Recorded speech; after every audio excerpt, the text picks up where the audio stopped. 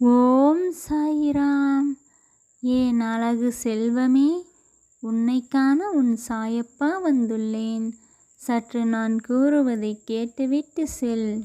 என் குழந்தையே, எதற்காக கவலை கொள்கிறாய்?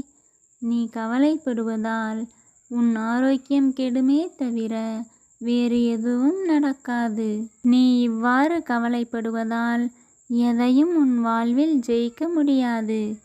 ஆதலால் கவலைப்படுவதை நிறுத்திவிட்டு இனி வாழ்வில் எவ்வாறு முன்னேறுவது என்று தொடர்ந்து சிந்தித்து நல்ல முடிவை எடு. உனக்கு எப்போதும் பக்கபலமாக உன் சாயப்பா இருக்கிறேன். என் சொற்களின் மீது நீ முழுமையாக நம்பிக்கை வைத்து செயல்படு. நிச்சயம் உனக்கு இனி வரும் காலம் மகிழ்ச்சியானதாகவே அமையும். இது உன் சாயப்பாவின் உண்மையான சொற்கள்.